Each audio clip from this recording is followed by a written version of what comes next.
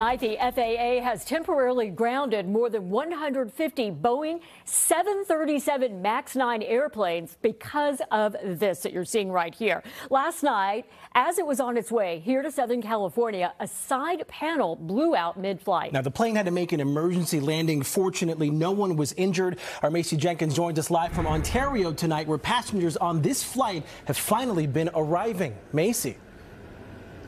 Jonathan and Kathy, a very scary experience indeed. Now, the passengers on flight 1282 say they had just reached 10,000 feet on that flight on the way here to Ontario.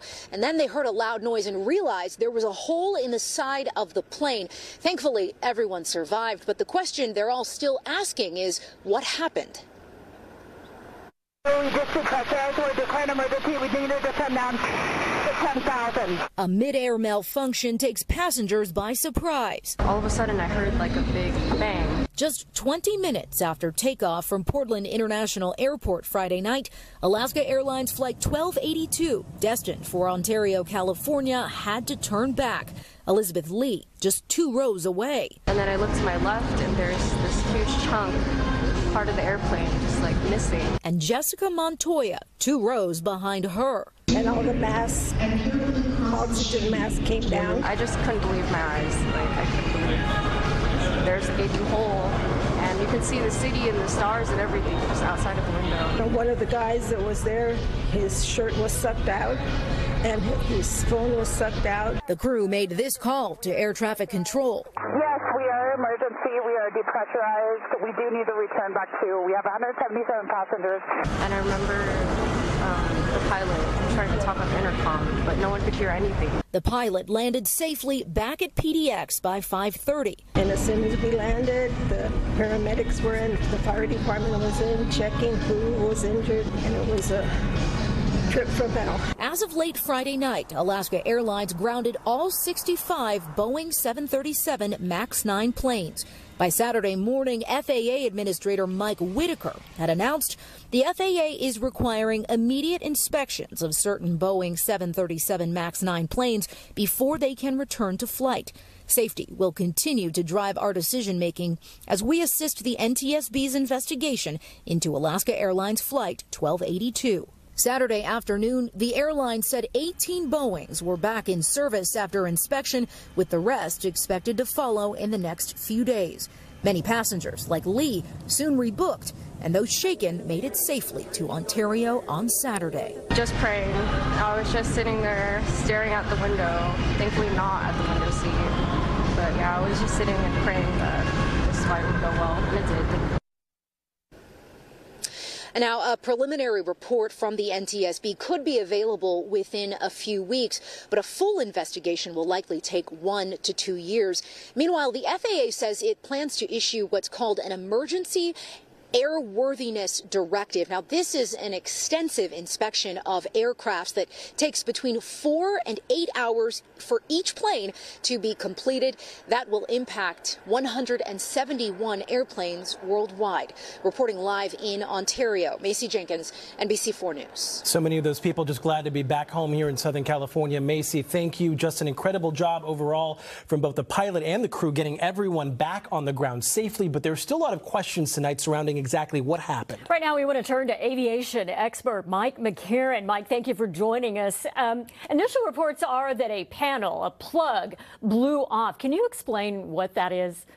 Sure. When the aircraft is being manufactured, they don't know what the airline is going to use for configuration as far as many seats.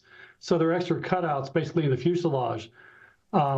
Alaska had a standard configuration, so they didn't need that as an exit. So it's filled in a plug, like a door in your house that you don't want anymore. You frame it back in. So that's what a plug is in the fuselage of the aircraft.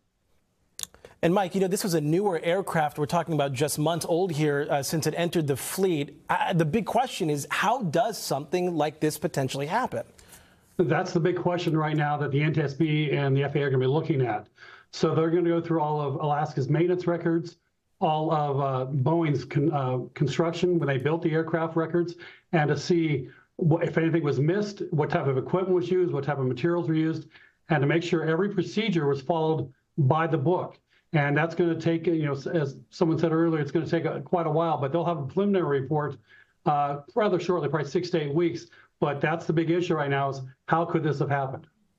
Yeah, unfortunately, nobody was injured. We know, like we heard, a shirt was ripped off of a child. I know there is emotional damage here, but again, no injuries. So how does that happen? It's fantastic to be able to report that.